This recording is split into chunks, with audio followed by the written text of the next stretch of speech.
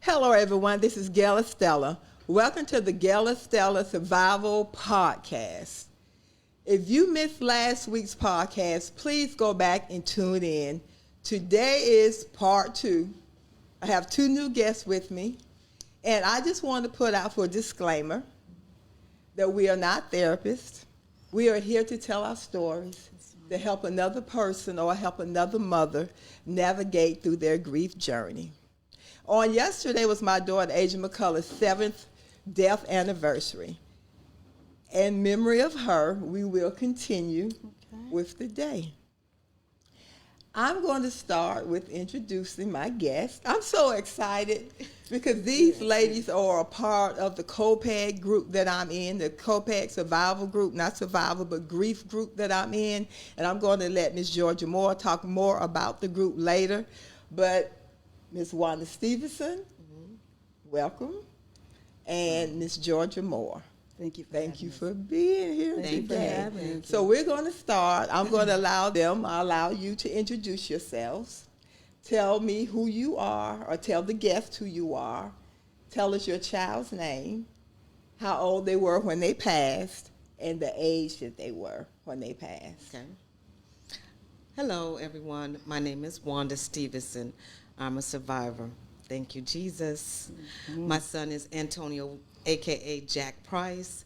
He was 24 years old, and he was killed September 20th, 2010. Hi, I'm Georgia Moore, and Gail, thank you again for having us. I'm Shardae's mother, Dorisha Shardae Reinhardt. She was 11-year-old, and she passed away in 2002 after briefly being diagnosed with leukemia. With leukemia. And how long has it been for Jack? How old was he when he passed? He was 24, I'm 24, sorry. 24, okay. So when it came to my spirit to do this grief podcast, I wanted a diverse group of mothers that have lost their children in a diverse way. Okay. Because a lot of times when we think about grief, we may say, well, I know the pain of losing a child, and we may know, but then the way that we lose our children can bring upon different types of grief and different types of pain as well. Yes. Absolutely. So, George, I'm going to start with you because you said that Shardae had leukemia. Asia, too, had cancer. So tell us about Shardae and tell us some about your grief journey and just what it was to go through the illness of being a mother with a sick child. Okay. Yes, Shardae, she wasn't sick long. She was briefly diagnosed. We took her back and forth to the doctor for about 2 weeks, and then on Sunday, March the 24th in 2002, she wasn't getting any better. So that morning, she wanted to go to church, and I told her father, I say, my late husband, Derek, that if she's not better, the low-grade fever hadn't gone, we was going to take her to Piedmont. So we got home. She wasn't feeling better. We packed a bag, so I was just saying, hey, we're not going to leave until they tell us something. She was seen by the doctors there. After a couple hours, they came back and they said, well, she has a viral infection. And I said, no, she's been treated for a viral infection. You need to do more tests. Well, they did. Kept saying, well, no, we got her some good medicine. We're going to send her home. So we were just like, no, do more tests. So after a couple hours going back and forth, they did more tests. And they came back and said, yes, her white blood cells was really, really high. They was going to take her to Levine Center in Charlotte. And that was the longest ride I have ever taken. But when we got there, they did all kind of tests. And the next morning, they told us that Shardae had leukemia. But they were very hopeful. We were hopeful. We prayed. Once she understood that, because she asked the question, when we told her about leukemia, Mama, am I going to die? And that broke my heart. But we say, no, Sade, God got you. We're going to be praying. And when you can't pray for yourself, just call on Jesus, name of Jesus. And God, he's going to heal your body. But Sade was doing really good, and then she started having breathing problems. We were there 21 days. And coming to the end, Sade started having difficult breathing. And so we're going to move her to the IC unit so we can watch her closely. That night, I went to the emergency room with high blood. My blood pressure had ran up. I didn't go back home. I stayed there. Of course. And they say, go back up to the room, to the waiting room, and get some rest. We're going to give you some medicine. So I did. The first night that I closed my eyes in like 20-some days, almost 20 days. And I woke up to the doctor telling Derek that Sade had stopped breathing and that she was in a coma. That was so. I know. That was devastating. But I didn't listen to the doctors. I said, it's too much going on.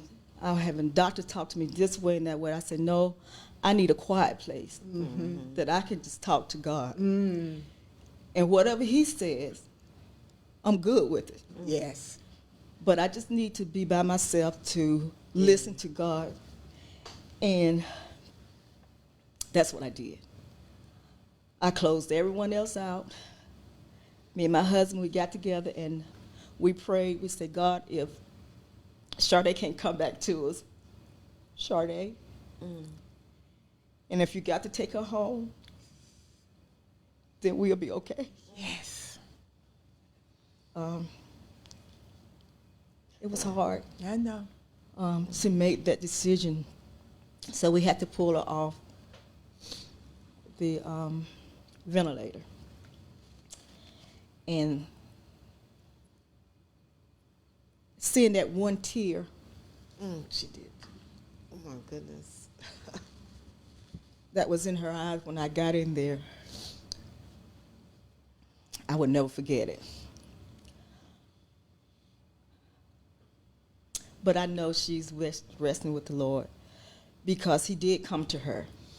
And she told me that she felt his hand and she wasn't afraid. So I know that she's resting with God, but the missing part is so hard. But that's just some of the story. That's some of the story. And thank you for sharing that. It's a couple of things that I heard. The first one was that she wanted to go to church. She did. So that tells us that she knew God, that she had a relationship with God for herself.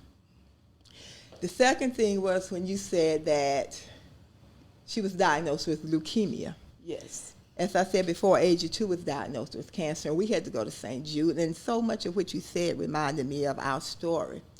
But leukemia is one of the cancers that has the highest survival rate. Right. It has the longest treatment plan, but it has the highest survival rate. Yes. So when you hear, you hear cancer, you hear leukemia, like, okay, right, that's the highest survival rate. I think at St. Jude, it's like 92% of kids that are diagnosed with leukemia, they live. Right. And when you said the quiet place, because the doctors, so the doctors are talking, we talk about the stages. Right. Denial. Yes. And I know for me, when the doctors were telling me whatever it was, they were telling me when Aja got sick the second time, like, I don't care what you're saying. Right. I know who God was. Right. But I remember when Aja was in the hospital towards the end of her journey. And I remember seeing my baby in the hospital bed, and I looked at the way that she looked. And I walked out the room. And I too said, God, you're getting ready to take my baby. But if you take her, I'm going to honor you. Right. If you take her, I'm going to trust you. Exactly. And if you take her, I'm going to still love you. And God allowed her to live 30 more days. So having to make the decision to take her off of the ventilator. What, if you don't mind sharing, what did that look like for you? Was it a decision that the two of you and your husband made together, or was it a decision you made together? We made together. And what was the reason to not allow her to stay on the ventilator? Because we didn't want her. I know she was a lively girl. She wouldn't want to be a vegetable, or she want to be in that state. Maybe I was selfish, and I told God, I said, I just want my baby back that I can hug and she can hug me.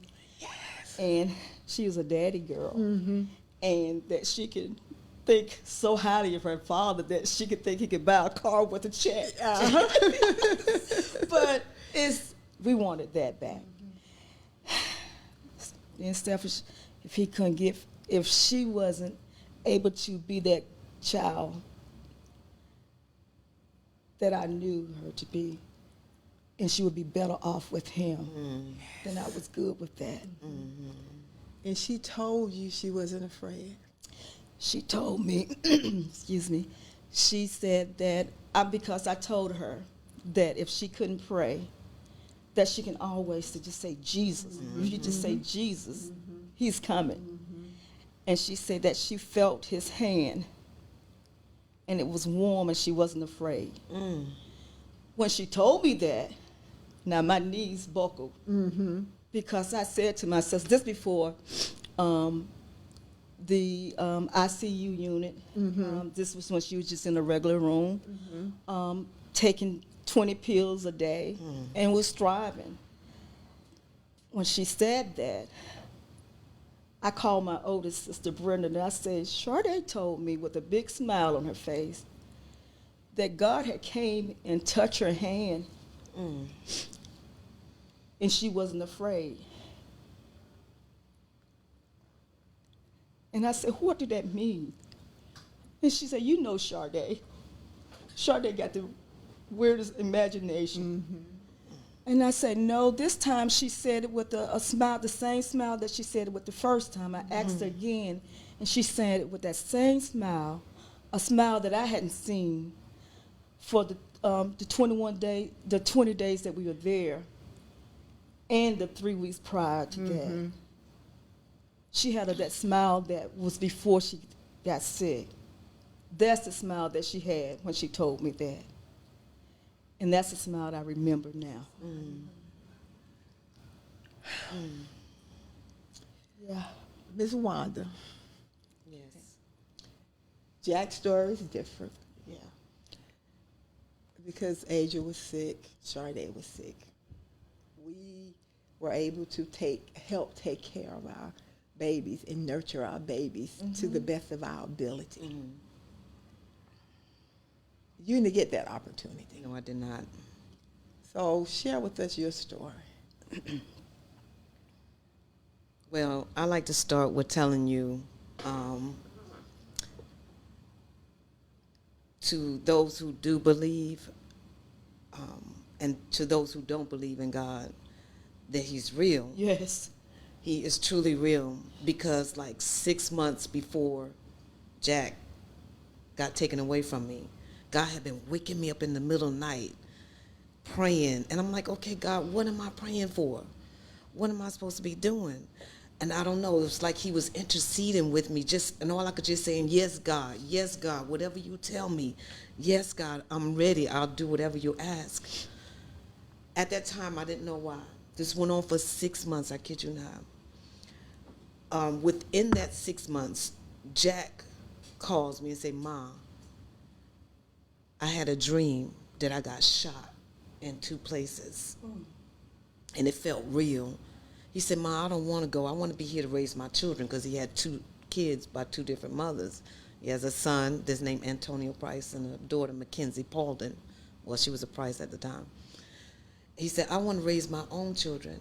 And I tell you the truth, this is my exact words. And normally, it didn't dawn on me till afterwards that it was God, because normally I wouldn't even answer this way. I said, you know what, Jack, God is coming for you. You just got to be ready. Make your wrong right. He said, but I don't want to go. I said, it's too late. He's coming for you. And so September the 16th was his son's birthday. He threw a birthday party. Me and my sister was running late. We didn't get there till it was almost over, and he was upset we were running late.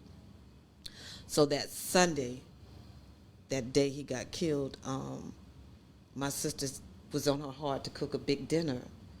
And he came over to my mom's house. Everybody met at my mom's house, and we ate over there. And he had a different look. Just like you were saying, the smile. My son had a different look in his face, like it was his last, but it didn't dawn on me. And he was sitting there eating his meal like it was his last meal. And he eating really fast. Yes, yeah. And he had his son on his lap. I said, why are you eating so fast? He said, it's good, Mom, it's good. And so during that time, he got a phone call saying, well, let me back up a little bit. He was supposed to start work. This was after the dream and all that. He was supposed to start work with my brother, Howard Roscoe. My brother at the time was traveling, doing jobs. And so he already had his flight ticket. He was supposed to fly out that early Monday morning. And so he wanted to just chill out with his family and his fiance. And so he got a phone call from one of the friends, which I still don't know which one it was at that time, was saying, let's go out, man. It's your last night. He was like, no, I'm going to stay home with my family. So they kept asking, and about the third time he said, okay. I'm hearing the conversation, and I wanted to, because I'm that type of mother, will get on him about everything. But it wouldn't come out my mouth. All I could just do was look at him. And so afterwards, I was getting ready to leave, and I looked back at him again, and again I wanted to say, don't go. You don't need to be going out. You're getting ready to start work, and you said you got so much you want to do. You want to buy a house. You want to marry Chelsea, all this stuff, I said, don't do it, Jack. I was going to say don't do it, but it wouldn't come out. What came out of my mouth is, I love you. That was the last time I said to him. And that night, about 2 o'clock, 2:30, over in the morning, I got a call saying, get to the hospital, Chester County Hospital. Jack been shot.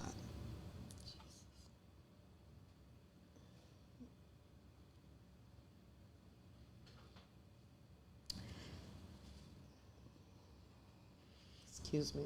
It's okay.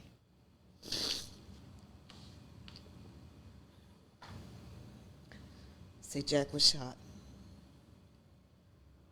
And when I got there, I wasn't able to get in. That was the most hurtful thing, not to be there with my child. Yes. And to hear the doctor finally did come out and tell me, because it was another shooting took place, so that's why I couldn't get in. And to hear the doctor came out and said, well, who's the parent of Antonio Price? I said, I am. You need to get to your car and get to Charlotte right away. We sending him to Charlotte. We had lost him once. We got him back, and we sent him to Charlotte because there's nothing else we could do. I immediately got in my car. I took off, and I'm praying, and I'm driving like crazy. But God was with me because he knew all this was, he knew everything. God knew everything was taking place. And so I get there. At the same time, the ambulance come in, and I seen him come by on the gurney, on the stretcher, on the hospital bed, and his hand fell down like that, and I said, that's my child. And sure enough, it was my child. And they rushed him, and they had lost him again, but they brought him back. So finally, I got to see him in the room, and the doctor comes and says, which I think is a very hurtful thing to tell somebody, we keep giving them blood, but we keep losing, and that's just a waste of blood. We ain't going to give them no more. That upset me so bad. Here I am trying to pray and ask God and trying to hear from God, and you're going to come and tell me that. So I said, I don't care what you got to do. You give that blood to my son until I say it's enough. Right.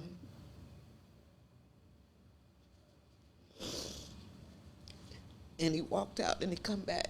So somebody must have said something to him because he come back and apologized to me. I then went like kind of like what you said, and I went into another room and I started praying. I said, God, please take me. Don't take my child. Yes. Yeah. Let my child live. He got so much to live for. And I'm sorry, y'all. It's okay. Oh. And all the time I was crying and praying and begging God. I'm telling you the God honest truth. I'm not lying when I tell y'all this. It was something different that came over me. And I got a hug just when I felt like I was going to give up and give out. I got a hug that nobody, no human person can give me. Yes. Embrace me. And I felt like it was okay. He said, it's okay. Like he said, it's okay. I kid you not. And I went back in that room and I looked at my son and I whispered in his ear and I said, it's okay, son. You can go home. I'm all right with it. That right eye, he had a tear come down. Exactly 3:04, he took his last breath. And I made peace with it. I made peace with it.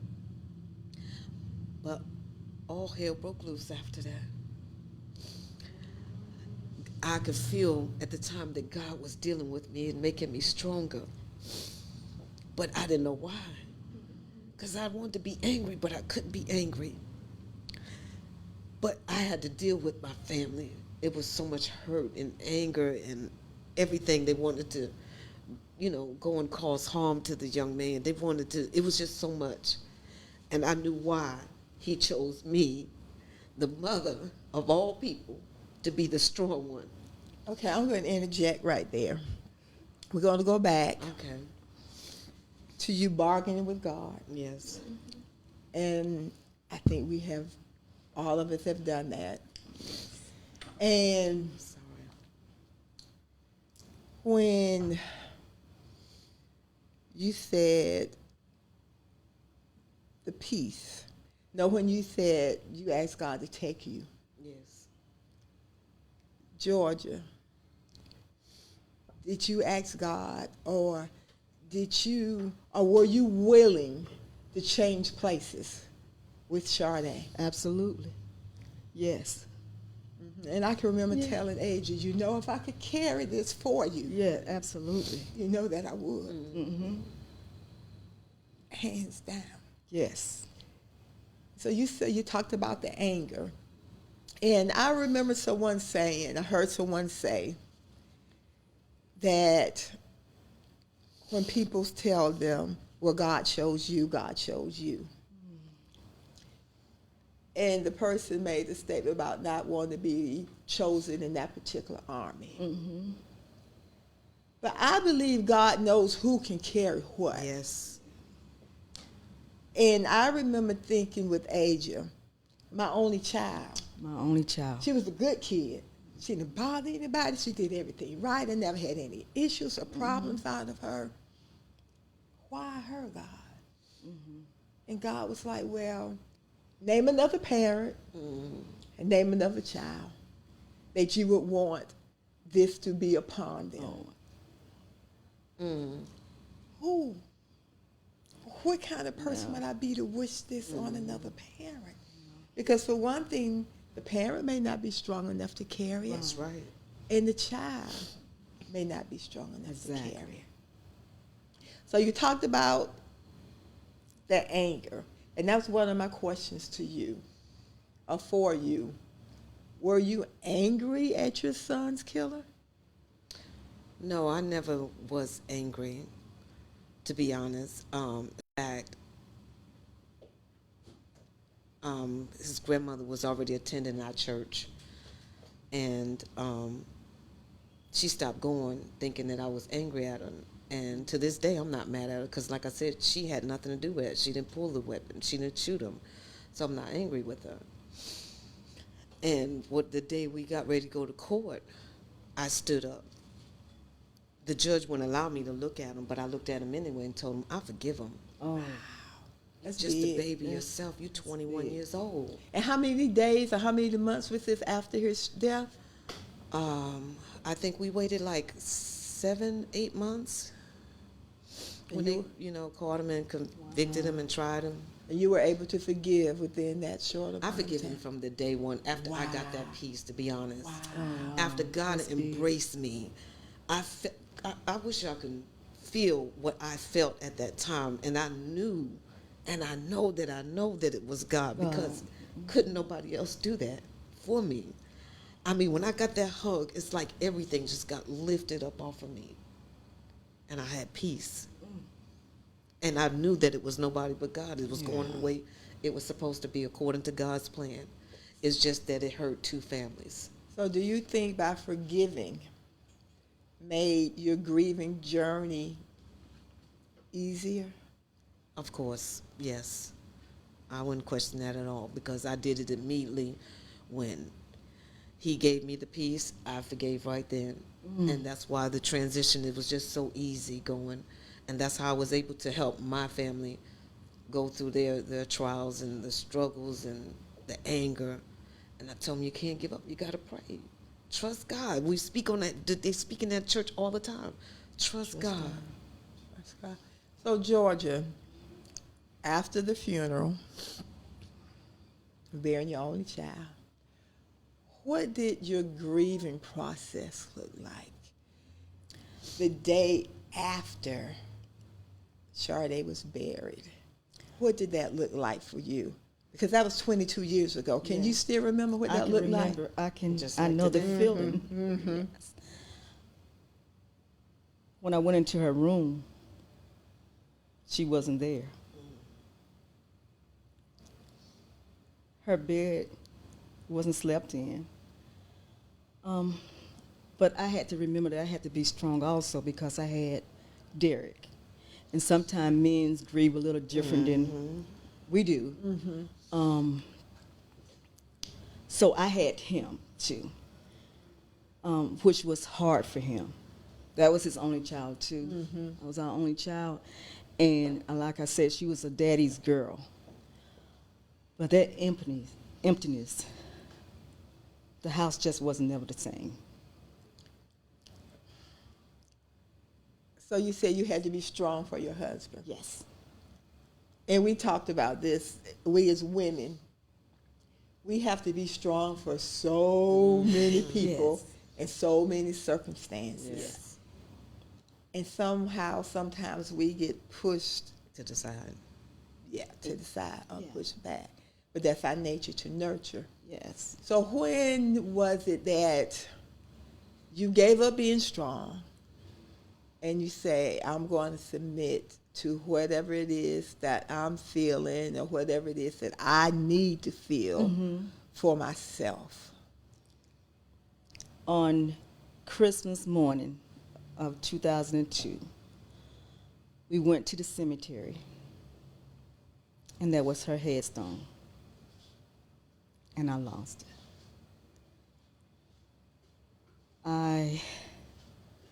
I never cried that way before. I didn't know it could come out of me.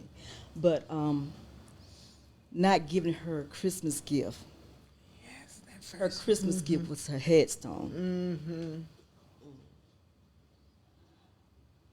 Then I felt, I couldn't be strong anymore. And that's when I think I started to realize Sade is not coming back. So I got to live this life without her. And I'm scared. I'm empty. My joy is gone. When I had her, I felt joy. How old were you when you had Sade? 29. Okay, you were 29. 29. And she was my joy. My soprano. She sung soprano just like I do. Well, I did. But it's hard because she's gone. I didn't get to see her graduate, go off to college to be a doctor like she wanted to, have her first child. So all of that was taken from me, I felt. But God has a way are turning things around. He does. He does. He does. So you said she was your joy. I know for me, Asia, my only child, and I had Asia when I was 35, and I believe for everything that I had gone through, it was to prepare me to take care of Asia, to be Asia's mother. And I poured everything Oh, yes. into her because I knew the type of kid that I was. I knew with the alcohol, with the drugs and the abuse, and I tried so hard to help mold her to be a different person so she wouldn't Absolutely. succumb to those things. And sometimes I question God, did I love her too much? Did I love her more than I loved you? Because the Bible says we're not supposed to put anyone, anything before God. Exactly. And I wondered, did I love her? And sometimes I'm like, God, did you take her away from me because I loved her too much? Yes. And I had to ask for forgiveness. And I had to give her back. I can remember literally giving her back. I think about Abraham, sacrificing Isaac. Yes. I'm like, okay, God, I'm giving her back to you. Because I just don't want you to take my baby, you know? And this was during the time of, when she was at St. Jude with the cancer. And he healed her from the cancer. And so I think when, being an only child and having a child that's sick, you just want to protect them. You want them to be well. You want all these things to be good for them. So you say you'll never be able to see her get married, graduate from college, grandkids. Yes. But you got to see those things. Yes. Because Jack has 2 kids. Yes. And I'm So raising one of them. You're raising one, so we don't have a legacy. Right. You have a legacy. But the difference is, I think about how Jack is missing out on all that. His son is doing wonderful in sports, His daughter's an AB honor roll student. Now she's going through this phase what teenagers go through. He needs to be a part of that, not me. He's missing that. And I have custody of her now, and he tried to get custody of her before he died. That's the one thing that I did accomplish for him, to get That's a custody. blessing. Yes. But at the same time, he's missing it. And it hurts my heart to see that he's not here to be a part of that. Like, Jack, I got her. She's a teenager now. I think you should get her back. Are there ever any, and I'm going to go back to what you said, because see, I didn't think about it that way until you told me that when we had our conversation. I didn't think about it that way because I'm thinking at least you have grandkids that you could see your son in them. Yes, and both I of never them. thought about part of missing him or missing the fact that he's not there Right. to raise them. And that's the part I think about daily. Like, when I'm going through something with them, something happens, like, oh, you need to be doing this. I'm too old for this. But at the same time, I keep pressing my way on because I know that's what he wanted. Exactly. Are there any woulda, coulda, shouldas, or what ifs? Oh, yes. Oh, yes. I think about, I was a pretty bad kid coming up myself, my mother. And I thought, like, sometimes, well, is this my punishment? I thought about a lot of that. But after about a year after Jack was dead, God started bringing everything back to my remembrance, like he was preparing me for it. And it was just his time, And that was the way he chose for him to go, unfortunately, that, like I said, it hurts 2 families. So you said it was his time. Do you believe that you could have intervened? Because you said that you told your last words were, I love him. What if you would have pleaded, baby, don't go?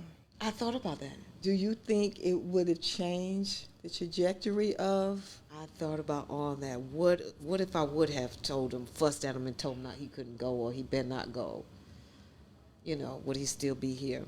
I even went back as far as high school. He wanted to go to military, and I talked him out of not going. You know, would he still be here? I was like, because at the time they was going to war, and I was like, nah, you my only son.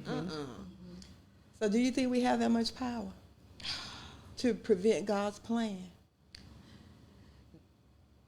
Yes and no. And the reason why I say yes to a certain distinct, because God said if we don't ask, we have not, right? I think I'm saying it wrong, don't. Ask and have not. Am I Ask saying and it you wrong? shall receive. Ask not, shall not. Yeah, ask not, have not. And so I gave Jack back to God from birth. And then again when he was 12, I think it was 12, he stood at the altar and accepted God again. So I constantly prayed over my children.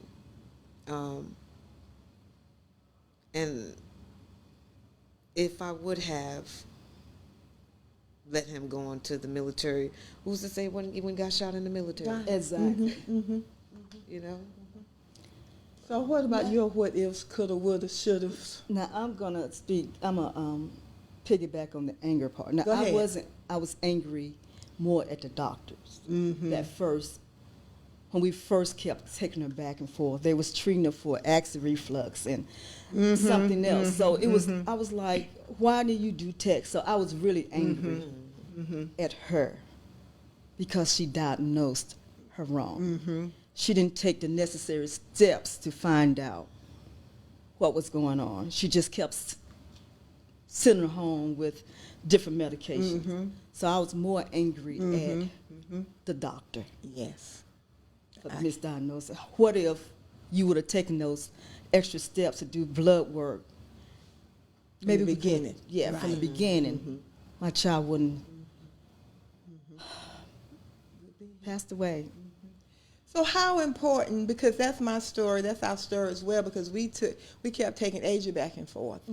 And they diagnosed her with a viral infection, a sinus infection. They gave her amoxicillin. Yes. And I kept going back. We kept taking her back, or bringing her back. And, well, you're not giving the medication enough time to work, Ms. Exactly. Wright. No, something's wrong. So how important is it to advocate Oh yes, for your child? It's very important.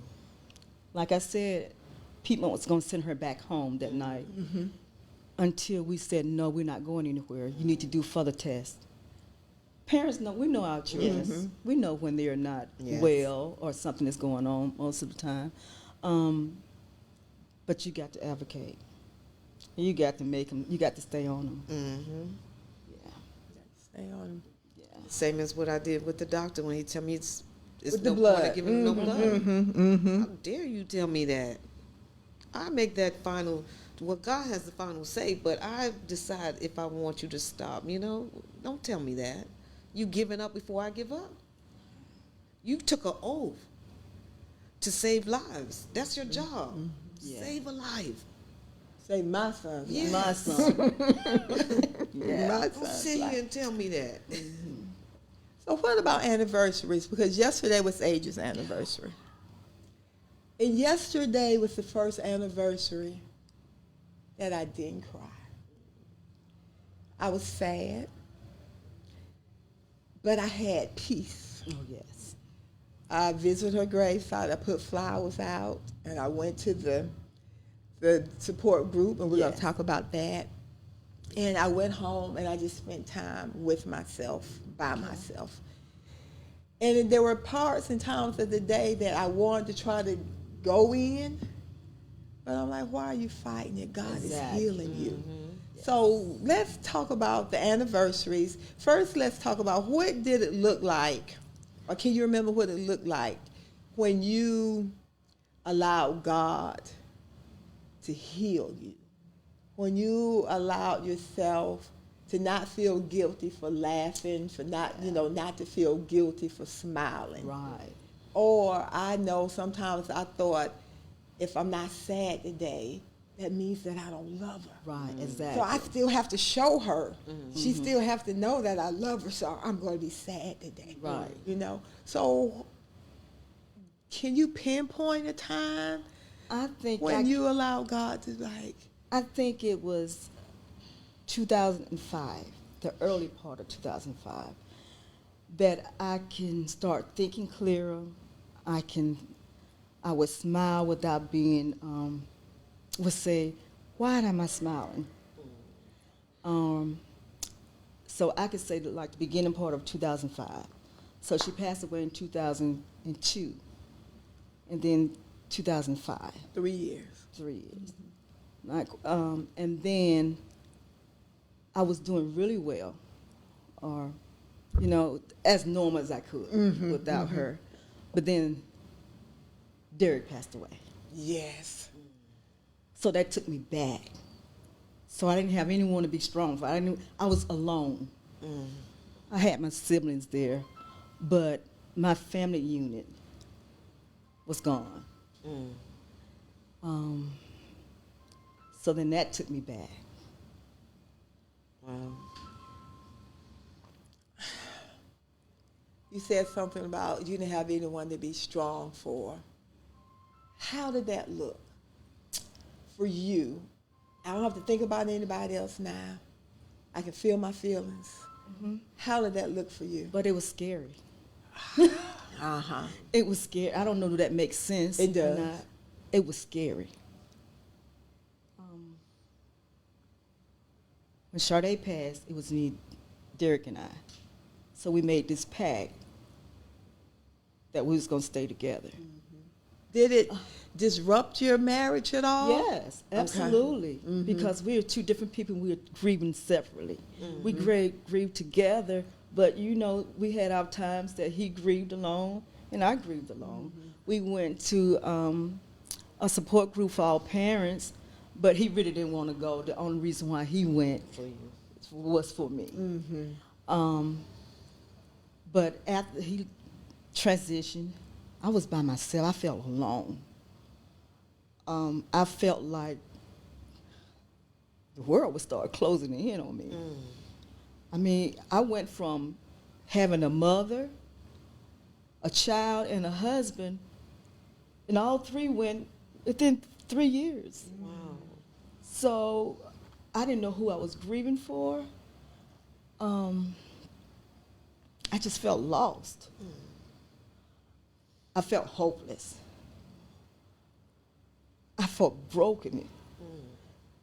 But I remember that my parents used to tell me, say, it's going to come a time that you can't depend on us because we're not going to be here. You're going to have to depend on God and God alone. And in them darkest, it was one dark moment that I had my hand in front of my face, and I just couldn't see beyond it. I couldn't see beyond my hand. And that was scary because I'd never been in a place like that before. But then I remembered to call on God. Say, God, you told me that you'll never leave me nor forsake me. You got to step in. I got to fear you. I need you. And one time I cried out, said, Lord, I know you're tired of me, but I need you. I can't make it without you. I need you.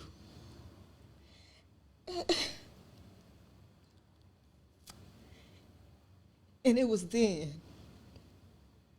that I just started putting everything on him. I said, God, you got it. It's yours. Yeah, it's yours, God, because I can't handle this alone. That's right. It's just too much for me to handle. Why? Why me?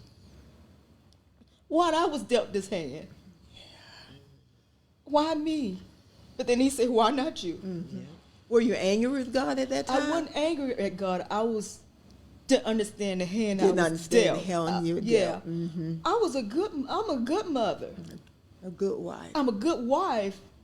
I walk around the house at night and I could tell that I know their breathing patterns. Because I listened to their breathing to make sure they was okay, they were still alive. Why me? Why does this have to happen to me? So I trust in him. Trust. And the days start getting easier. start opening my blinds. When my family come to take me out, I would go because Before you wouldn't. I wouldn't. On the anniversaries, I wouldn't even take phone calls. Right. So I started taking phone calls. So are the anniversaries easier now for you? Every year is different. Every year's different. Every day is different. Yes. Yeah. Every year is different. How about you, Wanda?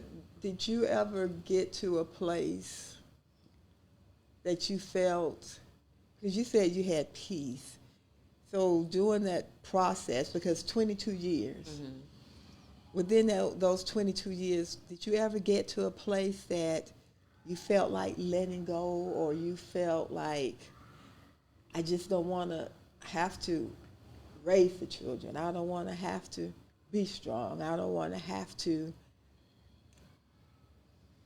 forgive. I just want to not do any of this. Did you ever feel that way? Okay. First, it's been 14 years. 14. Okay. Yeah. 22. 14. And I've been trying to be strong for everybody and be there for everybody, that I didn't have my moment. And when I finally did, God allowed me to get my moment, and I felt like I was getting ready to hit a depression stage. He always sends somebody by. Yes. Or I get a phone call. And I was like, Lord, just let me be. I just don't want to do this. And he would never let me be. So I'm thankful for that. But at the same time, I never had it. Now, do I cry? I break down and cry? Yes, absolutely. I still do that now. Anniversary. One guy in the grocery store just asked me how I was doing, and I just broke down and cried. He just happened to be the pastor. And he said, "Oh my God, are you all right?" And I just explained to him, well, it's my son's anniversary, or it was his birthday or something. And he just began to pray with me, So I do have those moments. Yes, I'm human. I'm a mother who still misses her child. Yes. Badly. And I think what helped me a lot too is that I was also going through the transition of getting his daughter. Okay. So I'm trying to be strong for her. It kept going back and forth for a while until I finally got her. So I think that helped a lot with me. And I really do think that was a part of the plan too. Now that I think about all that. So with you having his kids, Kid. how are kids? Yeah. Okay. Well, yeah. The mother got his son. Your granddaughter. Does she ask about her father? How do you keep his legacy alive with her? Me, I have a picture of him on my phone that at first I couldn't look at it, but now I look at it. But I took all the pictures down in the living room. I just got them in her room. I don't go to the gravesite. I was always told they're not there. So I don't visit the gravesite. I don't. But if she wants to go, I take her up there and let her go.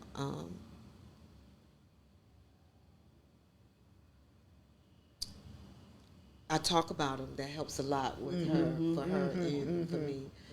But just to stare at a picture or to be at that gravesite, it's just like, to me, open a wound up again or something, I don't.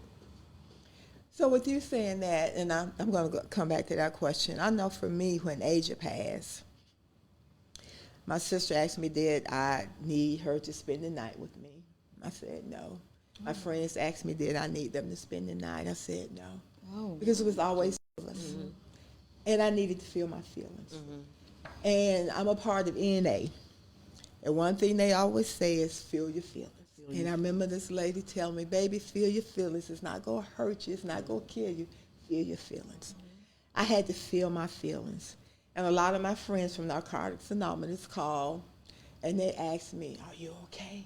Do you feel like using? Are you okay? You're going to be okay. But I didn't feel like using.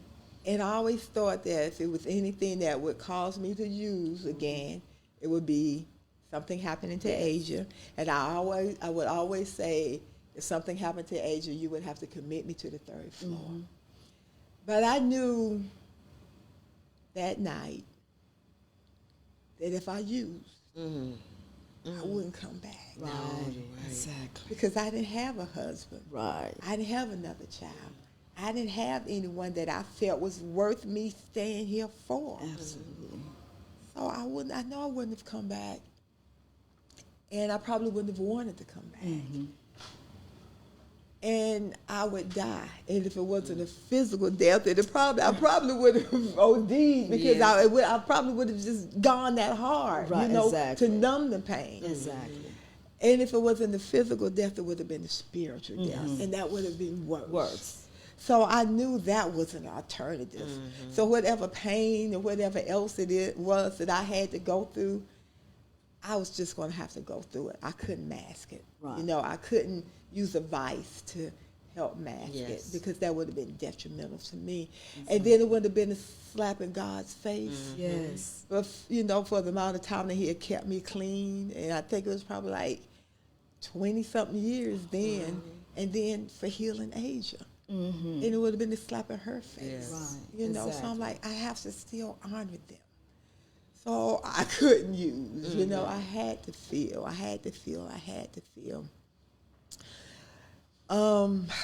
This has been so good.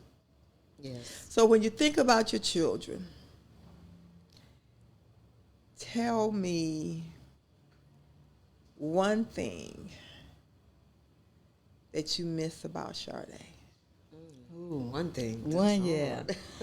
Ooh, I think if I had to narrow it down, I love you, Mommy. Even when I just scolded her or punished her, she still don't come back. I love you, Mommy. So I miss that. Wanda. My son was so playful. I miss him, and he was tall, and he would pick me up and squeeze me and pop me on my hips and take off running, because I didn't like that. So I miss that. I miss that too. I miss the I love you too, because we say that every day too. All the time. We called each other every day. It's a lot. It's a lot. It is a lot. And I know on Sunday mornings we would always eat breakfast at the kitchen table, and she would boil her eggs and put them in the stand by the microwave, and she would take her time and cut the eggs and open and take the yolk out so my words just got stumbled, but she would just take extra care, taking the yolk out of the egg. And I would walk up behind her and just hold and kiss her on the neck and tell her I love her. And I miss that. I know. I do miss that. I miss that. So how did losing Sade change your life for the better? I take one day at a time. I live my life as could be the last day. I love harder. I feel like I'm much better. Not better because I don't have her, but I'm better because I know that I was a good mother. I know that that with God, I could do anything. I'm able to carry on her name, although I don't have children, grandchildren from her. I still carry her name. I speak her name daily. Yeah. I speak her name daily. How did losing Jack make you a better person?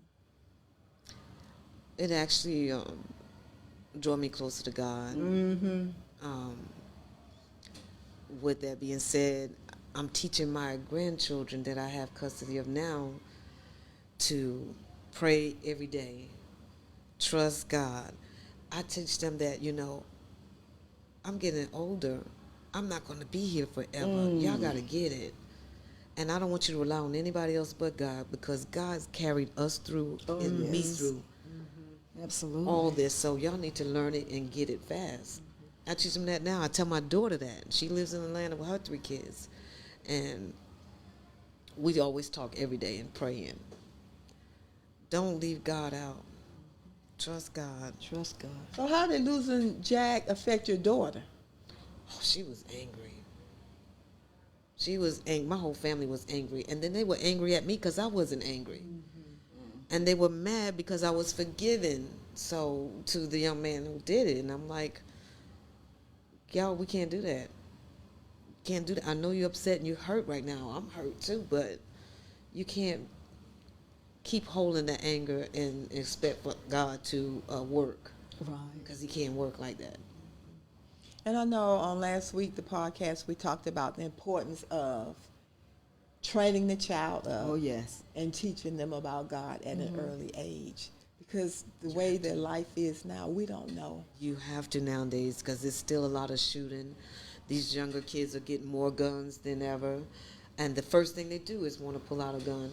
Nobody likes to talk. Nobody wants to make up. And it's something all the time. So is that a trigger for you when you hear this on a daily basis? Yes. I'm sure it is. I drive. I'm a bus driver. I drive a school bus. Before I started actually driving for special needs, and I still talk to special needs too. But I was talking to my other kids, my regular kids, about because some of them lived in bad areas. Y'all got to make wise decisions, good choices in life. You don't have to be a part of the situation that's around you. Be different, stand out. And to this day, they respect me and love me for that. Did you ever consider yourself a victim? Let me think about that one. A victim. When you say victim, a victim in what way? A victim of this happened to me. It didn't happen to anyone else. Why me? Yes. I'm a victim. All of this came down on me. Yes. Victim. Well, Just being me, like this bad stuff, me. Why me? Well, what I didn't say in the beginning, Jack was a good kid, but he didn't live that perfect life.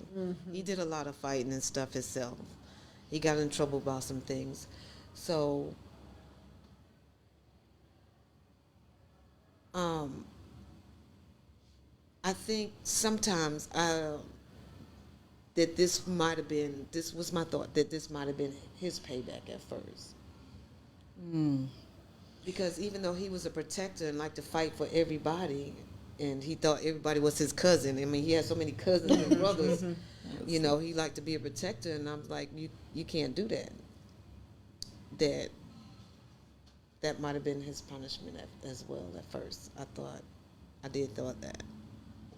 Then I thought it was mine because I was a fighter. Mm-hmm. That makes sense. Or his dad. He was a fighter. Right. And then his dad died 3 months before he did. Wow. Oh, wow. Wow. Were you with him at the time he died? No. Okay. We weren't together. I was married. But You're still married to Scott. Okay. Yeah, I felt like, I told you I felt like I was, why this happened to me. So, yeah, I felt like I was the victim. Why it didn't happen to someone that didn't take care of their child? But how about now? I don't feel that way now. No. Okay. So today at church, I heard a song. It says, "You don't know what he's done for me. He gave me the victory." What has he given you? What has God given you? He's given me victory. He gave my joy back. Gave me peace. Yes. Another chance to get it right through my grands. Yes. Through my daughter and her kids, with my family. So, yes. That peace. Peace. And when I thought about it, I said through it all, peace. Peace. Through the hurt, through the pain, through the grief, through it all, I still have peace. Yes. Because even when Asia was sick, we always slept at night. We were always able to go to bed at night. And I think that's what made it easier for me as well, because I just saw God's hand Yes. in it all. And I'm going to go back to what you said and with Asia, and I still say, God, if you would have allowed her to live, unless she could have lived a healthy life. A healthy child. Yeah. Yeah. I'm okay. Yeah. I'm okay. Yeah. I'm okay. Okay. Because I still look at God as he took care He of took us. care. Yeah. He did. No, he Yeah. truly did. He still took care of us. Ooh, And with that being said, I've got to, like I said, my son did some stuff. I got to see the change before his last breath. Oh, that's a blessing. And I've heard the stories even after he gone, how he, taking care of people and used to make the little guys he used to hang with, make them get up and go to church, because I used to fuss at him. My grandmother used to tell me all the time, you got 6 days to do what you want, on the 7th day you're going to give God his. Yeah. Yeah. And that's the way I am to this day. Y'all getting up going to church. And I would tell him, you get up and go to church, I don't care what you're doing, unless you was working out of town. But and then I heard stories, like I said, me and Jack used to make us get up and drag us by our feet and go to church. He said we had to go to church. That's good. Yeah, And so how did that make you feel when kids would come up to you and tell you Yes, that? it was awesome to hear that. Awesome to hear those things. Wow. And that itself carries you. Yes, You yes. think about that. Okay, we're getting ready to close. I have a couple more questions for you, Wanda, with your son dying by gunfire. For any mother that's watching, for any teenage kid that may be watching, what would be some words of advice that you would give them? Love your children. Listen to them. Be watchful of the changes that's being made. Don't never stop praying for them. If you're not praying, start praying. And for the children who don't have that person in their life for guidance, find somebody you could trust and talk to. And keep God first in your life. Yes. Always keep God first. Keep God first. And know that you're loved. And know that you're loved. For a mother that has a sick child. Love your children. When you know your child, something is going on with your child, ask for further testing. Advocate. Advocate. Yes. Advocate. I heard someone say that a person dies 2 times. The first time when you bury them, and the second time when their name isn't being called anymore. What are you doing to keep your son, to keep Jack's name alive? That's good. That's good. Raising his children or his child, because the mother of his son is doing an awesome job. Chelsea, you're doing an awesome job. Making sure that she know that family is important, and showing love. I wanted to get her involved. I haven't done it yet, but this is just a thought, to speak to other children who lost a parent. I would like to get her involved in that too, and be a part of that, She and I talked about that, but she says she's shy to talk. So I don't know. In God's time. If that's her story, if that's her path. What are you doing to keep Sade's name alive, Ms. Coped? Yes. I started a grief support group in 2017. In 2017, it started out as for parents only, a circle of parents experiencing grief. After COVID hit, it was so many lives was taken. Then we opened it up to everyone that was experiencing grief. It's called support COPEG. We meet monthly. It's in memory of Sade. I drive around in my car with Sade name on the back of my car, so I can't go anywhere without somebody saying, I saw you, because Sade, Yes. I saw Sade name on the back of the car. But the co-ped is really, it's my heart. I feel like that I'm doing something that could keep her memory alive. I speak her name daily. Speak her name, yeah. But that is a DSR Center of Hope. It started in 2008 in memory of Derisha Sade Reinhardt. So that's really cool. And I too speak Age's name daily. And my brand colors are blue and purple. Okay. My wedding colors will be blue, purple, and silver. Oh, wow, I have on my nice. purple shirt. I'm fine. Because if you ask Asia how was she feeling, she would always say, I'm fine. Oh, So okay. this is one of my hashtags, I'm fine. Okay. And I started, we started, as a matter of fact, she started the Has for Asia campaign. Okay. And to continue her legacy, Freedom Temple Ministries, All Access Youth Ministry, and myself, we still carry that. Yes. And we donate hats to kids with brain cancer at the children, surrounding areas for children that are undergoing cancer. Okay. So that's how I keep her memory alive. So this is called the Gail Estella Survival Podcast. Yes, absolutely. How have you survived? What has caused you to thrive and survive?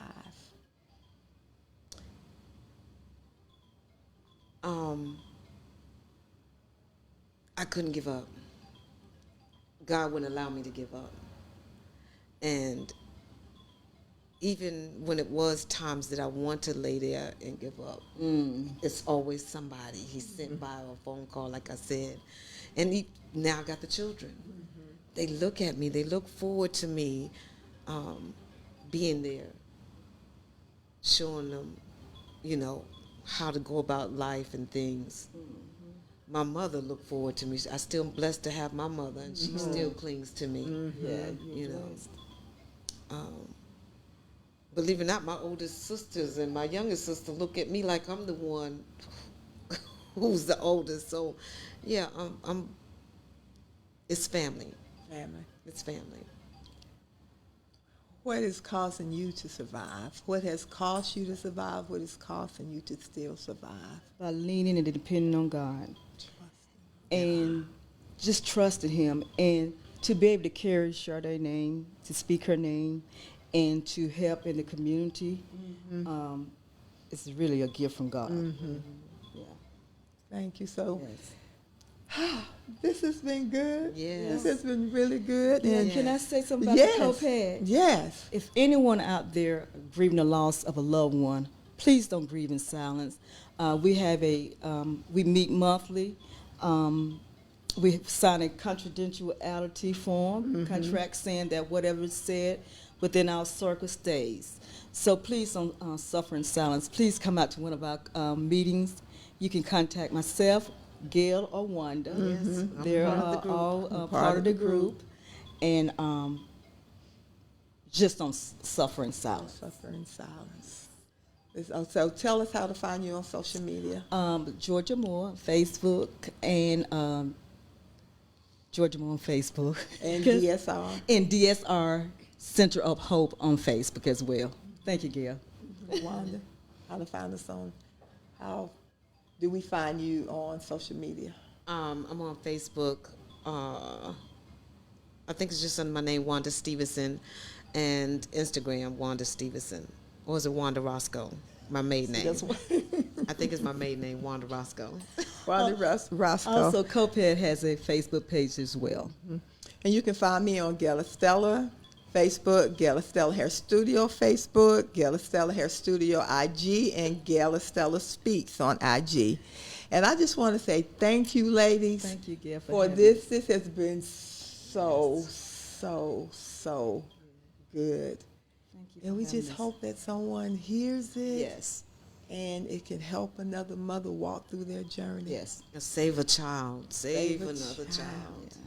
Save another child. If not, save another child that's been shot, or somebody who's been going through something like you all, that we can at least show support for someone. And in time, Yes. trust the process. Trust the process. Trust the process. Absolutely. Okay, everyone, this is Gail Estella with Gail Estella Survival Podcast.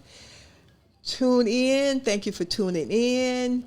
Give us some hearts, give us some likes, some comments. Share this and share with someone that you know. Or even if it's you, or share with someone that you know that would benefit from hearing this podcast on today. Have a good day, everyone. Bye-bye. Bye-bye.